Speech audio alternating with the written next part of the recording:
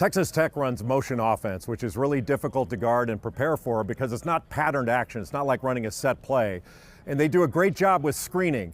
There are down screens, back screens, fade screens. And for Texas Tech, when they set a screen, the inside man is the screener, so that the cutter is always coming off to the ball or to the basket. And you'll notice on this, they like to run their offense off the baseline so it gives them room to cut. And there's some space around the basket that they can cut into without help being there. And when they bring the ball down, Matt Mooney is going to bring the ball down and initiate. And Jared Culver, their best player, is going to basically come off a back pick in the middle of the floor here. But it's not there. He's going to pop back out. So when he bumps back and receives the ball, now all of a sudden Mooney is going to get basically a back screen for a shuffle cut. But because his man goes underneath, he reads that, he's able to bump back, and he gets the ball there. Now, after the pass is made, then there's going to be a fade screen. Now, this is really the only action that doesn't go to the ball or to the basket. It's a fade screen to the wing. So there's a little fade screen. Culver fades off, and then the screener will pop out top. Then, on this side, we're going to get a little stagger action for Davide Moretti. He's going to come off this. He can come off it, curl it. He's going to curl it, and then get an opportunity to go to the basket, draw help. So let's run at full speed if we can, guys. So Matt Mooney, an excellent guard, is going to initiate. Get the back pick, it's not there. Get the back, read it, pop back, excellent. Fade screen opposite, pop out. Now let's set the stagger. Excellent, great job. Let's take a look at how Texas Tech runs it. In Texas Tech's motion offense, they enter the ball to the right. Jared Culver gets a back pick, but he bumps back. Then there's going to be a shuffle cut by Matt Mooney, but because his defender goes under, he reads it and pops back, and Texas Tech has to adjust. As they get a fade screen on the weak side, then they're going to set a staggered double for Davide Moretti, bringing the cutter to the ball and then to the basket off the curl. As he catches the ball on the curl, he's going to draw the defense to him, and that's going to open up Norenzi Odiasi for an easy bucket. Well run by Texas Tech.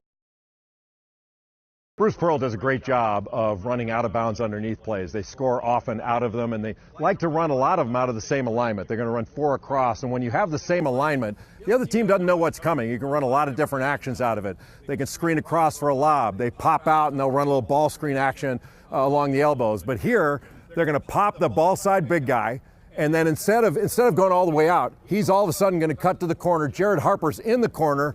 He's going to pop up. We got the other big popping, and then we got Bryce Brown in the opposite corner.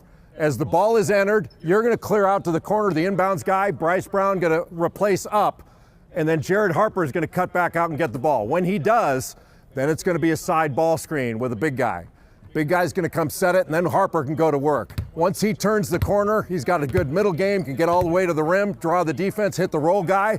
But if there's help, then he can look to a wide open shooter on the opposite side with 2 shooters parked there. Now, one thing they do, if you overplay here on Jared Harper, he can cut right to the basket, and if you're not taking away that middle pass, he can get a layup. They got that against Kentucky.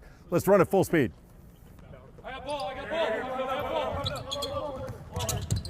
So Harper gets it. Now here comes the side ball screen. Turn the corner, help, and then a wide open shot in the corner. Good. Let's run the second option just to show. Ball out of bounds. Get an overplay and immediate cut to the bucket. Excellent. Let's take a look and see how Auburn runs it. Auburn runs its out of bounds play with 4 guys along the baseline. And when they pop out, then go to the corner, Jared Harper's going to catch the ball, immediately get a side ball screen. As he turns the corner, he's got an open middle. If there's any help, he has 2 good shooters parked on the weak side to knock down an open shot. But you always have to be aware of this option. If you overplay out of this same set, Jared Harper will take advantage of that overplay, and he can cut right to the basket. And if you're not taking away middle, you will give up a layup, as Kentucky did here. Virginia runs an offense they call sides. It's basically the old mover blocker offense where the 2 big guys are screeners and the other 3 players are cutters. And so on this side of the floor, with Ty Jerome having the ball out top, Jack Salt will set a little down screen for Kyle Guy. When Guy comes off of it, if he catches the ball and draws 2 defenders, they're really good at dumping it off for a layup to the big guys. So it's screener, scorer. Then on this side of the floor, it's going to be a back screen. So Mamadi Diakite is going to set a back screen for DeAndre Hunter. And oftentimes what they'll do after the initial cut, they'll turn and rescreen and come back again. Now, once there's a catch, then Ty Jerome is in it. And they keep running it. They call it patient flow. And so we're going to run a little set they call head tap here. It's a quick hitter out of their sides action that is really going to be for a fade screen for Kyle Guy to get a shot in the corner. So Guy's going to come off the initial action, catch it.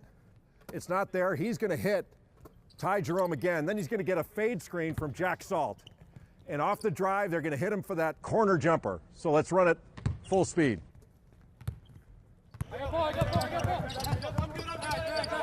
Here's the fade screen. And the open shot for Kyle Guy. Let's take a look and see how Virginia runs it. Ty Jerome has the ball out top. Jack Salt on the left side is going to get a set of down screen for Kyle Guy. On the opposite side, it's going to be a back pick for DeAndre Hunter. When Guy catches the ball, the shot isn't there, but he's really going for the fade screen. So on the drive by Jerome, you're going to see a fade screen by Salt and a wide open jumper for Kyle Guy in the corner. Tom Izzo is one of the best in the business after timeouts. He always runs good stuff, good sets, and he ran one against Duke after halftime that was really effective. So Matt McQuaid had the ball out top, and then Cassius Winston was playing off the ball in the opposite corner. They're in a horn set, which means they've got two big guys on the elbows, two wings or two guards that are essentially in the corners. And we're going to start it off with a dribble entry and then a dribble handoff to Aaron Henry, one of their best athletes. After the handoff is made, McQuaid is going to cut opposite. Now, while that handoff is going on, there's going to be a wide pin down for Cassius Winston on this side of the floor. He's going to come up and catch it, and when he does, there is an open side here, no help. So Aaron Henry is going to cut off a back screen by a big guy, and he's going to have a lob look. And Cassius Winston throwing it. Let's run it full speed, guys. So Matt McQuaid initiating the offense, then they got their best passer throwing the lob. Dribble handoff to Henry, wide pin down. Winston gets it, back pick, and lob. Let's take a look and see how Michigan State does it. Matt McQuaid is going to initiate the offense with a dribble handoff to the right to Aaron Henry. While that's going on, there's going to be a wide pin down on the opposite side. McQuaid is going to clear out, and then Cassius Winston catches the ball up top. That means the right side is wide open, and there's going to be a back pick for Henry, lob, dunk.